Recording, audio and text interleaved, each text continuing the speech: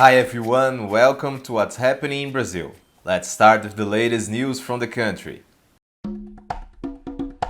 On January 8th, a tailings dam overflew in the city of Nova Lima, Minas Gerais state.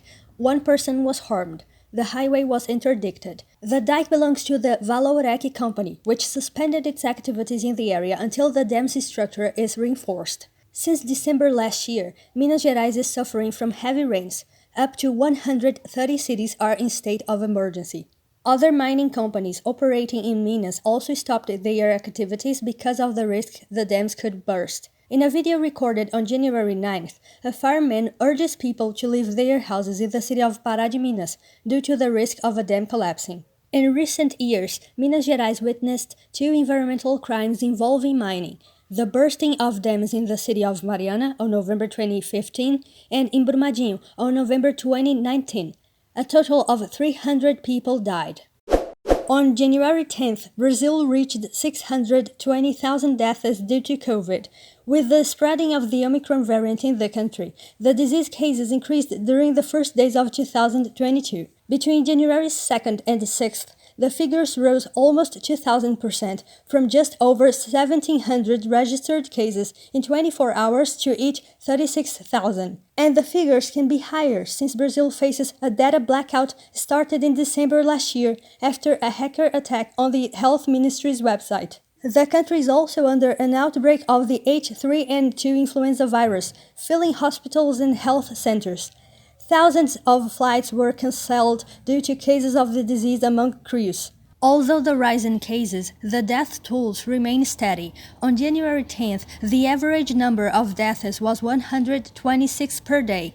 In the worst period of the pandemic, on April 2021, the rate reached 3,000 deaths per day. The decline in deaths is a consequence of vaccination. Currently, almost 70% of Brazil's population took 2 doses of the vaccine.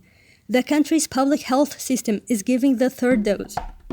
The year of 2021 was a complicated one for Brazil's environment, reaching records of devastation and mining indigenous peoples' land.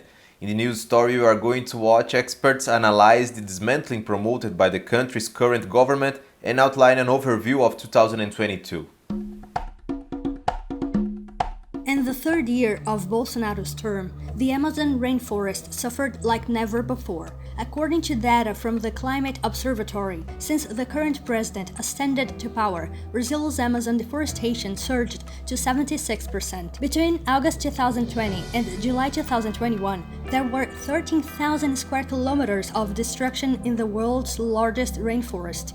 2021 was also marked by the advance of illegal mining in indigenous peoples' lands and the dismantling of the environmental agencies. If we look back, the Bolsonaro government fulfilled all its campaign promises, which were to end the so-called finance industry. But nobody imagined that the promise of ending the so-called finance industry would cause all this destruction of the environment and all this dismantling of the institutions that have the power to control and combat it. 2021 was also a year to debate actions to reframe the advance of climate change. However, at COP26 summit dedicated to this issue and hosted in Glasgow, Scotland, the positive points to Brazil were the delegations, debates, and the strength of the young indigenous people. Pessoas importantes do mundo inteiro. This group of countries showed themselves at the summit, and it was a positive point of Brazil's participation. The government, in its turn, got the negative points as expected, but expectations the world had on Brazil's government were low too. People actually thought, if Brazilian government didn't disturb, that's quite good enough. He signed some papers with commitments as the methane pledge and zero deforestation, which we know that under no circumstances the government will fulfill. The current government prevents us from accomplishing the potential of Brazil's climate agenda. It's precisely because of so many dismantlings and expectations that it will take a time to rebuild what was destroyed, especially in the environmental area. Para a área de meio ambiente, o que a gente To precisa the environmental area, what we need is to show the world that the new government will perform a bootleg turn. It will change 100% of its environmental policies. It isn't a circumstantial change. They must change absolutely everything because we are in 2022, after 3 years of Bolsonaro's term, and there is nothing. I repeat, there is not a single positive act from this government to protect Brazil's environment, to protect our forests, and to build a healthy image of Brazil on this agenda around the world. Women working as collectors of recyclable materials transform the challenges they faced during the pandemic and the economic crisis in the book Resistance Quarantine, in a loose translation. The book presents stories of vulnerability and resilience.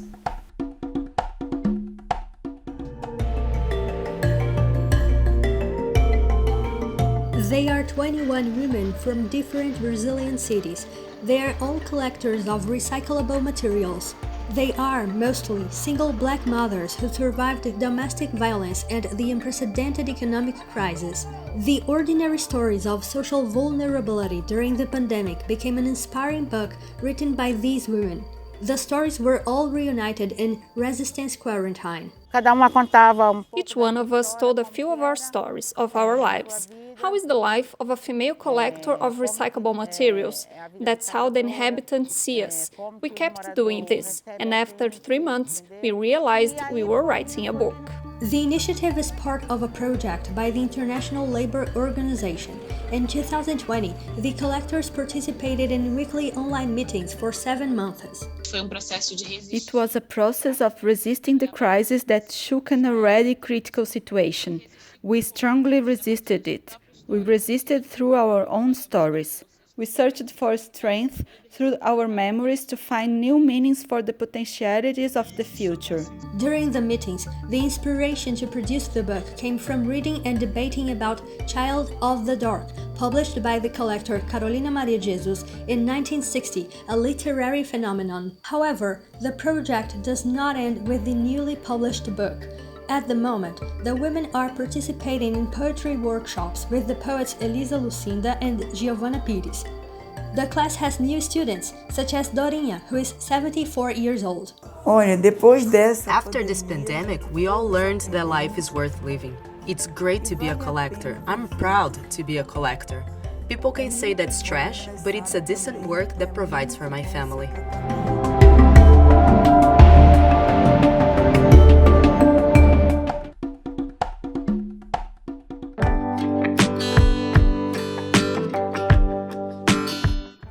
Today's recipe came from Angaretá, Kurdisburg's district, where Guimarães Rosa was born. A cream biscuit. This tip I'll always repeat. Every time you're going to make bread, cake, or biscuits, the first thing to do is to turn on the oven, letting it be very hot, and just then you're gonna bake your recipes. It makes a big difference to the final result. In a bowl, put the flour, sugar, chemical yeast, cream, and mix it well till you have a homogeneous dough.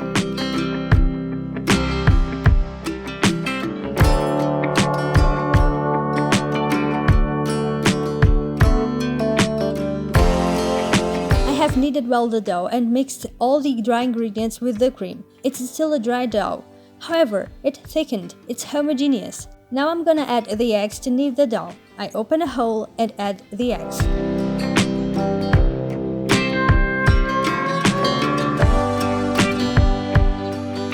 We know that the dough absorbed the egg when it isn't glowy anymore. Look at it, it's opaque again and soft. My hands are dirty. The dough becomes tacky in the beginning. I'm gonna wash my hands, then the dough is going to be ready to be shaped. Take the dough portions, shape them as little tubes with about 10 centimeters, and twist them like a donut.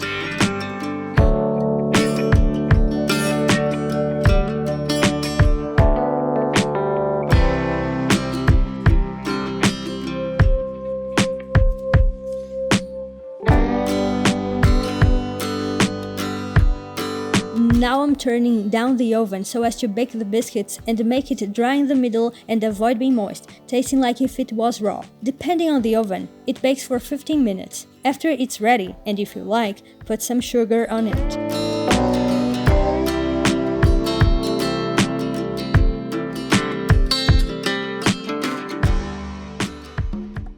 Do you like the show? So hit the like button and share with your friends. Don't forget to subscribe to our channel to receive notifications. We'll see you next week.